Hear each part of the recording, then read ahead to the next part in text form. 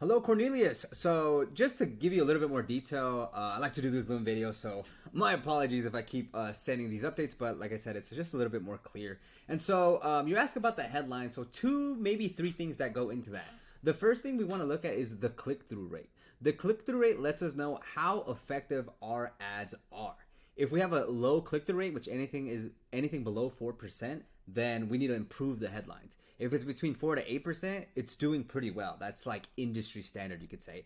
And anything above 8%, like you have 10%, that's really good. So this indicates that the headlines are matching well with what people are looking up.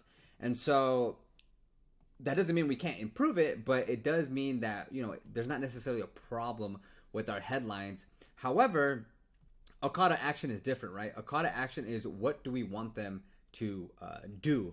And to keep it simple, we do the regular books now. We come to you.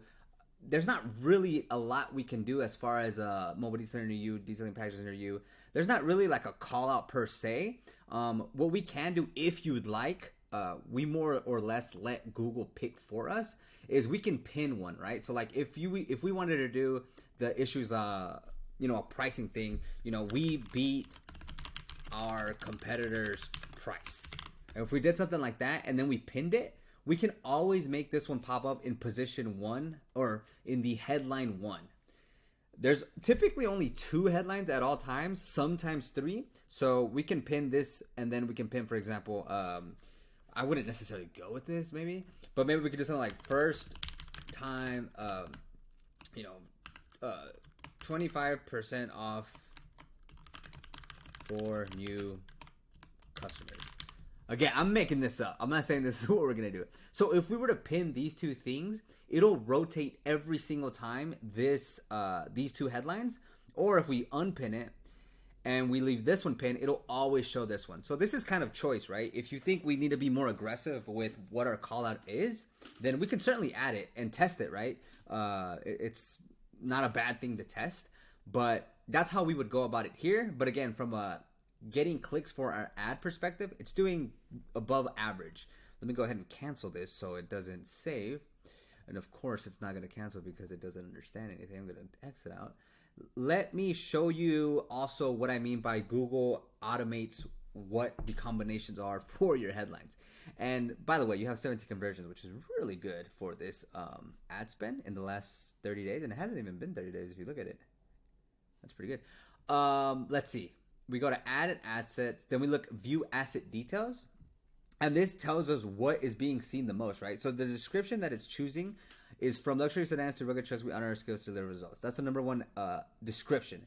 And then the number one headline is Lakeland Car Dealers. Then this one, this one. So you can see that this is these are the most viewed or most combined headlines. And of course, if we were to pin one, it would be the number one impression one. And so you can actually also see the combinations. And so like these are all the combinations that it's tried. And then the ones that are seen more are more effective, you could say. And the ones that are seen less are less effective. But overall, as a group, they are performing above average. The other part about a call to action is that it can happen on the website. So right now, to your point, we have a very generic, straightforward call to action on the homepage, book now. So it depends what you want to do. If you want to focus more on like some kind of promotion where like get your promo started, we can make that to call to action. If you're trying to focus more on getting just quotes, maybe it can be like get quote today. But it does book you out here, so it's like it doesn't flow all the way through. So this is kind of a brainstorming thing. Like it depends. Are you trying to do a promotion? Because the call to action is book now, right? But we can elaborate on that.